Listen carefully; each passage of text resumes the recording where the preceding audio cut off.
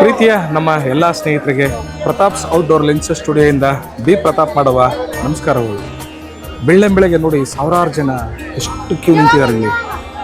ಏನಪ್ಪ ವಿಶೇಷ ಅಂತ ಹೇಳಿದ್ರೆ ನಮ್ಮ ತಿರಂಗ ಯಾತ್ರೆ ಅಂತ ಕರಿತೀವಿ ನೋಡಿದ್ದೀರಾ.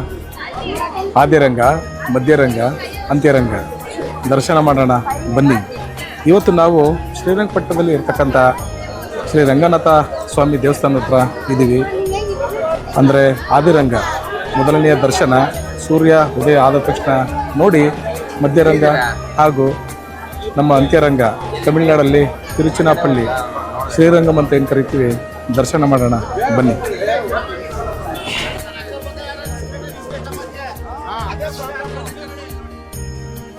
ಆದಿರಂಗ, ಮಧ್ಯರಂಗ, ಅಂತ್ಯರಂಗಗಳ ಶ್ರೀ ರಂಗನಾಥ ದೇವರ ಒಂದು ವಿಶೇಷತೆ ಬಗ್ಗೆ ನಾವು ತಿಳ್ಕೊಳ್ಳೋದಾದರೆ, ವಿಷ್ಣು ಭಗವಂತನು 7 ಹೆಡೆಗಳ ಸರ್ಪ ಆದಿಶೇಷನ ಮೇಲೆ ಶಯನಾ ವ್ಯವಸ್ಥೆಯ ಭಂಗಿಯಲ್ಲಿ ಆರೂಢನಾಗಿ ಭಕ್ತರ ಮನೆಯಲ್ಲಿ ಶ್ರೀ ರಂಗನಾಥ ಸ್ವಾಮಿಯಾಗಿ ಆಶೀರ್ವದಿಸುತ್ತಾನೆ ಎಂಬುದು ಹಿಂದೂ ಧರ್ಮದ ನಂಬಿಕೆ. ಜಗತ್ಪಾಲಕನಾದ ಶ್ರೀ ರಂಗನಾಥನಿಗೆ ಮುಡಿಪಾದ ಅದೆಷ್ಟೋ ದೇವಸ್ಥಾನಗಳು ನಮ್ಮ ನಾಡಿನಲ್ಲಿವೆ. ಇವುಗಳಲ್ಲಿ ವಿಶೇಷವಾಗಿದೆ ರಂಗನಾಥನ ತಿರಂಗ ಕ್ಷೇತ್ರಗಳು. ನೋಡಿ, ರಂಗನಾಥ ಈ ತಿರಂಗ ಕ್ಷೇತ್ರಗಳು ಆದಿರಂಗ, ಮಧ್ಯರಂಗ ಹಾಗೂ ಅಂತ್ಯರಂಗಗಳೆಂದು ಪ್ರಸಿದ್ಧವಾದದ್ದೇ ಕಾವೇರಿ ನದಿಯುಂಟು ರೂಪಿತವಾದ 3 ದ್ವೀಪಗಳಲ್ಲಿ ನೆಲೆಸಿವೆ ಅಂತಲೇ ಹೇಳ್ಬೋದು.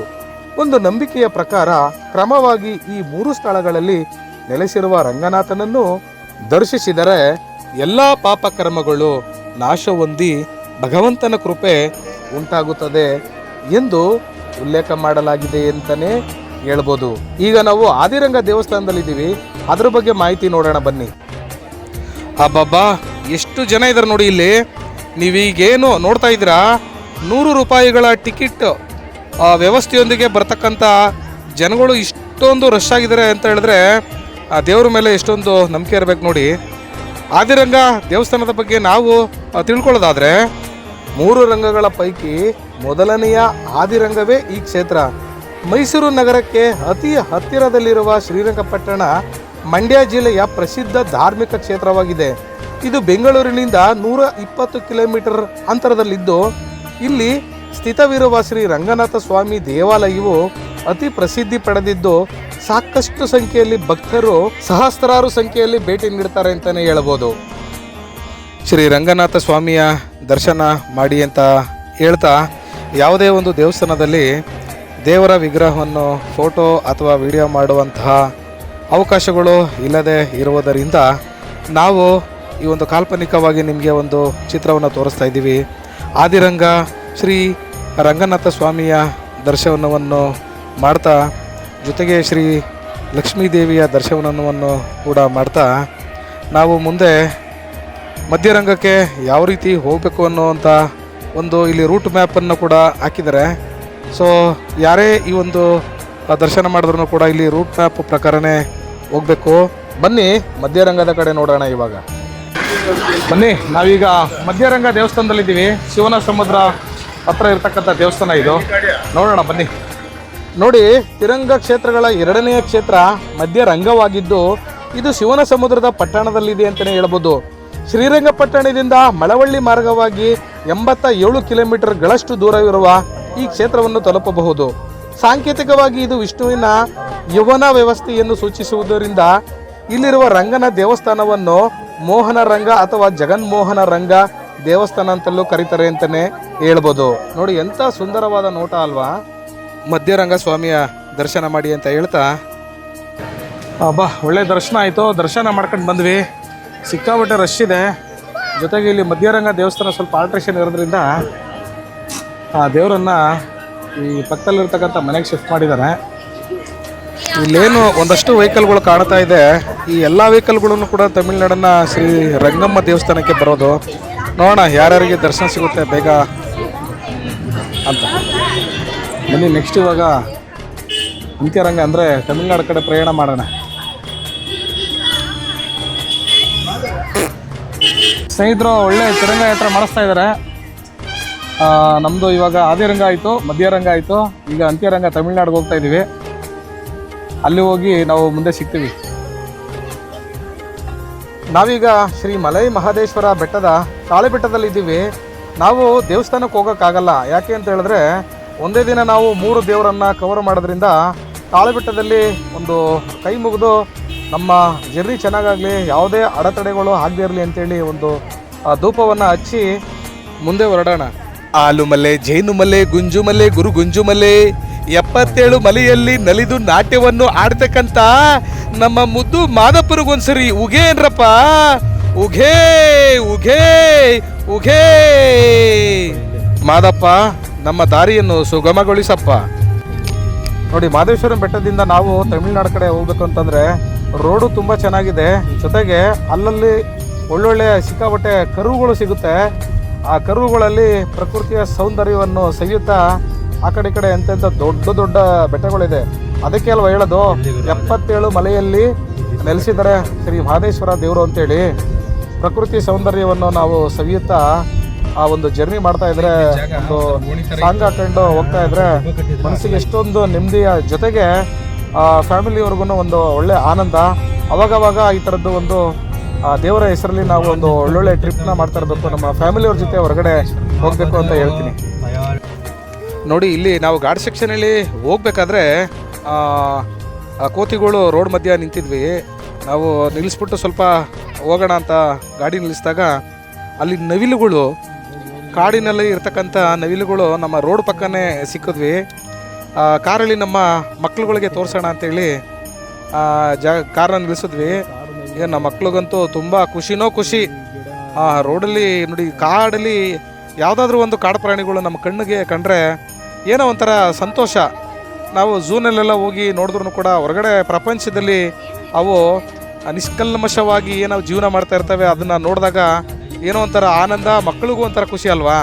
ಮಹದೇಶ್ವರ ಬೆಟ್ಟದಿಂದ ಹೊಗೇನಕಲ್ಗೆ ಹೋಗುವಂಥ ಜಾಗ ಇದು.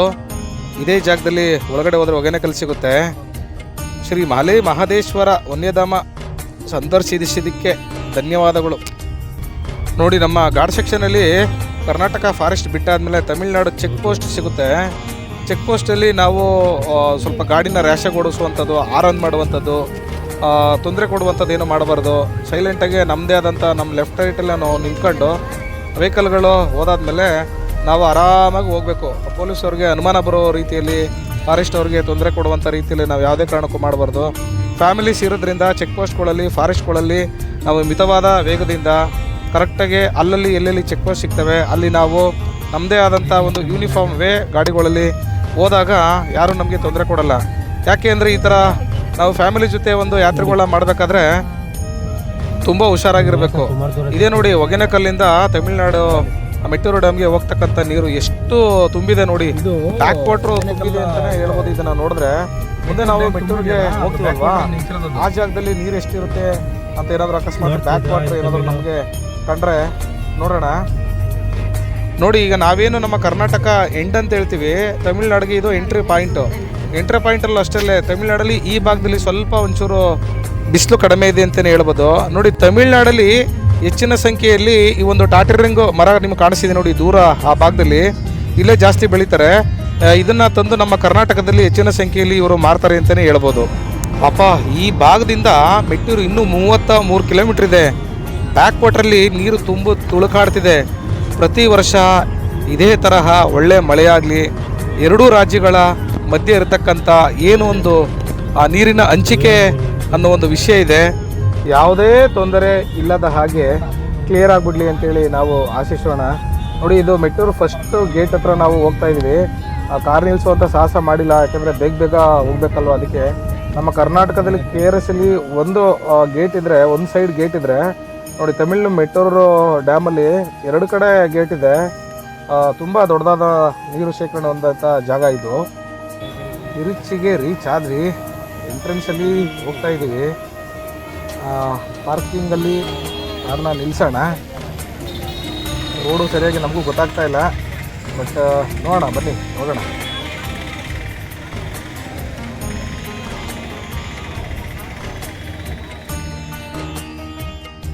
ಈಸ್ಟ್ ಪಾಯಿಂಟ್ನ ಇದು ಮೊದಲನೇ ಗೋಪುರ ನೋಡಿ. ತಿರುಚಿ ದೇವಸ್ಥಾನದಲ್ಲಿ ಗೋಪುರಗಳು ತುಂಬ ಜಾಸ್ತಿ ಇದೆ, ದೊಡ್ಡ ದೊಡ್ಡ ಗೋಪುರಗಳನ್ನು ಕೂಡ ಇದೆ ಒಳಗಡೆ. ನಾವು ಈಸ್ಟ್ ಪಾಯಿಂಟಿಂದ ಎಂಟ್ರಿ ಆದರೆ ಈ ಜಾಗದಿಂದ ಹೋದರೆ ಸ್ವಲ್ಪ ಬೇಗ ನಾವು ವಿಸಿಟ್ ಮಾಡ್ಬೋದು. ಈ ಕಡೆ ಒಂದು 200 ಮೀಟ್ರ್ ದೂರ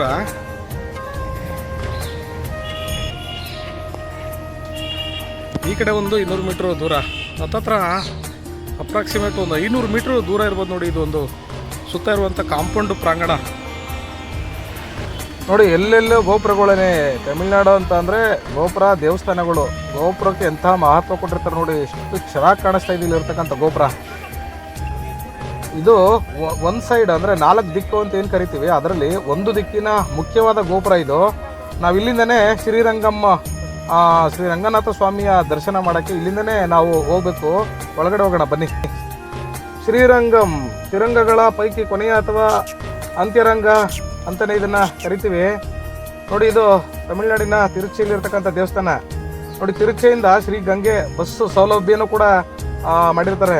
ಚೆನ್ನೈಗೆ ಹೋಗ್ತೀರಾ, ಕನ್ಯಾಕುಮಾರಿಗೆ ಹೋಗ್ತೀರಾ, ಹೈದರಾಬಾದ್, ಬೆಂಗಳೂರು, ಕೊಯಮತ್ತೂರು, ಮೈಸೂರು, ಮಂಗಳೂರು, ಕೊಚ್ಚಿ, ರಾಮೇಶ್ವರಂ, ತಂಜಾವೂರು, ಮಧುರೈ, ಚಿದಂಬರಂ, ತೂತ್ಕುಡಿ, ಕೊಲ್ಲಂ, ತೆಂಕಸಿ ಮತ್ತು ತಿರುಪತಿಯಿಂದ ಕೂಡ ಬಸ್ಸಿನ ಸೌಕರ್ಯಗಳು ಇಲ್ಲಿ ಇವೆ.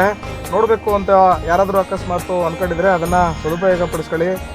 ಶ್ರೀರಂಗಮ್ಮನಲ್ಲಿ ಇರ್ತಕ್ಕಂಥ ಈ ದೇವಾಲಯ ತಿರಂಗ ಏನು ನಾವು ದೇವಸ್ಥಾನಗಳು ಅಂತ ಕರಿತೀವಿ, ಅತ್ಯಂತ ಬೃಹದಾಕಾರವಾದ ದೊಡ್ಡದಾದ ಇದು ದೇವಸ್ಥಾನ. ಅಲ್ಲದೆ ದೇಶದ ಅತಿ ದೊಡ್ಡ ದೇವಾಲಯಗಳಲ್ಲಿ ಇದು ಒಂದು ಅಂತಲೇ ಹೇಳ್ಬೋದು. ಯಾಕೆ ಅಂತ ಹೇಳಿದ್ರೆ ತುಂಬ ಎತ್ತರವಾದಂಥ ಗೋಪುರಗಳು ಮತ್ತು ಒಳ್ಳೊಳ್ಳೆ ಕಮಾನುಗಳು, ಎತ್ತರವಾದಂಥ ಫುಲ್ ಗೋಡೆಗಳು, ಎಂತೆಂಥ ಫುಲ್ ಸ್ಟ್ರಕ್ಚರ್ಗಳು, ಅತಿ ಬೃಹದಾಕಾರ, ಎಕರೆಗಟ್ಟಲೆ, ತುಂಬ ಎಕರೆಗಟ್ಟಲೆ ಈ ದೇವಸ್ಥಾನ ಇದ್ದೀನಿ ಅಂತಲೇ ಹೇಳ್ಬೋದು. ಮತ್ತು ನೋಡಿ, ಈಗ ನಾವು 3 ರಂಗಗಳು ಅಂತ ಏನು ಕರಿತೀವಿ, ಆದಿರಂಗ, ಮಧ್ಯರಂಗ, ಅಂತ್ಯರಂಗ, ಈ 3 ಬಂದ್ಬಿಟ್ಟು ಕಾವೇರಿ ನದಿಯ ಆ ದ್ವೀಪದಲ್ಲೇ ಇರತಕ್ಕಂಥ ದೇವಸ್ಥಾನಗಳು. ಸೊ ಅದಕ್ಕಾಗಿಯೇ ಈ 3 ದೇವಸ್ಥಾನಗಳು ತುಂಬ ವಿಶೇಷ ನೋಡಿ. ಎಷ್ಟೊಂದು ಬೃಹದಾಕಾರವಾದಂಥ ಒಂದು ಒಳಗಡೆ ಪಿಲ್ಲರ್ಗಳು ಎಷ್ಟು ಚೆನ್ನಾಗಿ ಮಾಡಿದ್ದಾರೆ. ಆಗಿನ ಕಾಲದಲ್ಲಿ ಕೆತ್ತನೆ ಮಾಡಿದಾರಲ್ಲ, ನಿಜವಾಗ್ಲೂ ಆ ಕೆತ್ತನೆಗಾರರಿಗೆ ಮತ್ತು ಮಾಡಿರ್ತಕ್ಕಂಥ ಒಂದು ಈ ಕಲೆಗೆ ನಿಜವಾಗ್ಲೂ ನಾವು ಮಾರು ಹೋಗಬೇಕು. ಆ ಥರ ಇದೆ. ಸಿಕ್ಕಾಬಟ್ಟೆ ರಶ್ ಇದೆ. ಯಾವಾಗ ದರ್ಶನ ಆಗುತ್ತೆ ನೋಡೋಣ ಬನ್ನಿ. ಎಲ್ಲೂ ಫೋಟೋ ತಗೊಳ್ಳೋಕ್ಕೆ ಅವಕಾಶ ಇಲ್ಲ. ಆದ್ದರಿಂದ ಅಂತ್ಯರಂಗ ಶ್ರೀ ರಂಗನಾಥ ಸ್ವಾಮಿ ಎಲ್ಲರಿಗೂ ಒಳ್ಳೇದು ಮಾಡಲಿ ಅಂತ ಕೇಳ್ಕೊಳ್ತೀನಿ. ದೇವರ ದರ್ಶನ ಆದ ತಕ್ಷಣ ನೋಡಿ, ಇದು ಮುಖ್ಯ ಗೋಪುರನ ನೋಡುವಂಥ ಪದ್ಧತಿಗಳು ಇರ್ತವೆ. ಈ ಗೋಪುರದಲ್ಲಿ ಕಳಶಗಳನ್ನ ಯಾಕೆ ನೋಡಬೇಕು ಅಂತ ಹೇಳಿದ್ರೆ, ಪುರಾಣಗಳ ಪ್ರಕಾರ ನೋಡೋದಾದರೆ 12 ವರ್ಷಕ್ಕೊಮ್ಮೆ ಈ ಕುಂಭ ಅಭಿಷೇಕ ಅಂತ ಏನು ಮಾಡ್ತಾರೆ, ಧಾನ್ಯಗಳನ್ನು ಶೇಖರಿಸಿಡ್ತಾರೆ ಅಂತಲೂ ಹೇಳ್ತಾರೆ. ಸೊ ಹಾಗಾಗಿ ವೈಜ್ಞಾನಿಕವಾಗಿ ನೋಡೋದಾದರೆ ಕಳಶಗಳು, ಗೋಪುರಗಳು ಅದೆಲ್ಲ ಬಂದ್ಬಿಟ್ಟು ಒಂದು ಅರ್ಥಿಂಗ್ ರೆಸಿಸ್ಟೆನ್ಸ್ ಕಂಟ್ರೋಲ್ ಮಾಡೋಕ್ಕೆ ಅಂತ ಹೇಳ್ಬೋದು. ನೋಡಿ, ಈ ಜಾಗ ಏನಿದೆ ಶ್ರೀ ರಾಮಾನುಜಾಚಾರ್ಯರು ಅಲ್ಲಿ ಒಂದು ನೆಲೆಸಿರ್ತಕ್ಕಂಥ ಆ ಜಾಗದ ರಸ್ತೆ ಇದು ಅಷ್ಟೇ. ಅಲ್ಲಿ ನಾವು ಫೋಟೋ ವಿಡಿಯೋ ಏನು ಮಾಡೋ ಹಾಗಿಲ್ಲ. ಸೊ ಹಾಗಾಗಿ ಅದನ್ನು ತೋರಿಸಿದ್ದೀನಿ.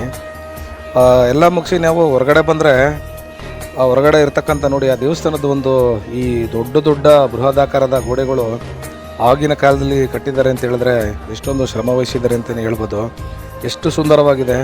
ನಾವು ದೇವ್ರು ನೋಡೋಕ್ಕೆ ಹೋಗುವಂಥದ್ದೇ ಅಲ್ಲ, ದೇವಸ್ಥಾನಗಳಿಗೆ ಹೋದರೆ ಅಲ್ಲಿ ಕಟ್ಟಿರ್ತಕ್ಕಂಥ ಏನೊಂದು ಸ್ಟ್ರಕ್ಚರ್ ಇದೆ ಅದನ್ನು ನಾವು ನೋಡಿ ಒಂದು ಎಂಜಾಯ್ ಮಾಡಬೇಕು. ಎಷ್ಟೊಂದು ಕಷ್ಟಪಟ್ಟು ಕೆತ್ತನೆಗಳೆಲ್ಲ ಮಾಡಿ ಒಂದು ಈ ಪಿಲ್ಲರ್ ಕಂಬಗಳನ್ನೆಲ್ಲ ಫುಲ್ಲು ಮಾಡಿದ್ದಾರೆ.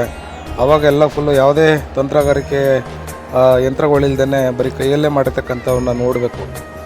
ನೋಡಿ, ಇಲ್ಲಿ ಒಳಗಡೆ ಒಂದಷ್ಟು ದೇವರಿಗೆ ಸಂಬಂಧಪಟ್ಟಂಗೆ ಒಂದು ಪುರಾಣಗಳಲ್ಲಿ ಇರ್ತಕ್ಕಂಥ ಏನೊಂದು ದೇವರ ವಿಚಾರಗಳಿದೆ ಅದನ್ನೆಲ್ಲ ಇಲ್ಲಿ ಬರೆದಿದ್ದಾರೆ. ಇದು ತಮಿಳಲ್ಲಿ ಇರೋದ್ರಿಂದ ನಮಗೆ ಅಷ್ಟೊಂದು ಗೊತ್ತಾಗಲಿಲ್ಲ. ಇಲ್ಲ ಅಂತಂದರೆ ಪ್ರತಿಯೊಂದನ್ನು ಎಕ್ಸ್ಪ್ಲೇನ್ ಮಾಡ್ಬೋದಾಯಿತು.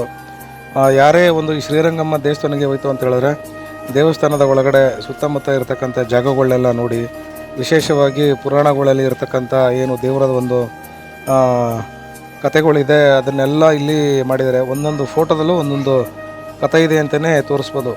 ಫೋಟೋದಲ್ಲಿ ನೋಡಿದಾಗಲೇ ನಮಗೆ ಒಂಥರ ಆಶ್ಚರ್ಯ ಆಯಿತು. ಬಟ್ ಅಲ್ಲಿ ನಾವು ಅದನ್ನು ನೋಡಿದಾಗ ಲೈವಲ್ಲಿ ಈ ಥರ ಎಲ್ಲ ಫುಲ್ಲು ಕಥೆಗಳೆಲ್ಲ ಇದೆಯಾ ಅಂತ ಒಂದು ಭಾವನೆ ಬರುತ್ತೆ. ತುಂಬ ಚೆನ್ನಾಗಿ ಇದನ್ನೆಲ್ಲ ಕ್ರಿಯೇಟ್ ಮಾಡಿ ನೋಡಿ, ಎಂತೆಂಥ ಹಳೆ ಫ್ರೇಮ್ಗಳಲ್ಲಿ ಇದನ್ನು ಇಕ್ಕಿದ್ದಾರೆ. ಇದನ್ನು ನೋಡಿದ್ರೆ ಏನೋ ಒಂಥರ ತುಂಬ ಸಂತೋಷ ಅಂತಲೇ ಹೇಳ್ಬೋದು. ಹೊರಗಡೆ ನೋಡಿ, ಈಗ ಏನೊಂದು ಧನುರ್ಮಾಸದ ಪ್ರಯುಕ್ತ ಈ ಸಂದರ್ಭದಲ್ಲಿ ಏನೊಂದು ದೇವಸ್ಥಾನಕ್ಕೆ ಹೋಗ್ತಾರೆ, ತುಂಬ ಅದ್ಭುತವಾಗಿ ಇದೊಂದನ್ನು ಚಿತ್ರಣನ ಮಾಡಿದ್ದಾರೆ. ತಿರಂಗ ಯಾತ್ರೆಯನ್ನು ಮಾಡಿಸುವ ಮೂಲಕ ಒಂದಷ್ಟು ಮಾಹಿತಿಯನ್ನು ನಿಮಗೆ ನೀಡಿದ್ದೀನಿ ಅಂತಲೇ ಭಾವಿಸಿದ್ದೀನಿ. ಈ ವೈಕುಂಠ ಏಕಾದಶಿ ಎಂದು ಭಗವಂತ ಎಲ್ಲರಿಗೂ ಒಳ್ಳೇದು ಮಾಡಲಿ ಅಂತ ಕೇಳ್ತಾ ಇನ್ನೊಂದಷ್ಟು ವಿಚಾರಗಳೊಂದಿಗೆ ಮುಂದೆ ಸಿಗ್ತೀನಿ. ಅಲ್ಲಿವರೆಗೂ ನನ್ನ ಚಾನಲನ್ನು ಸಬ್ಸ್ಕ್ರೈಬ್ ಮಾಡಿ. Thank you.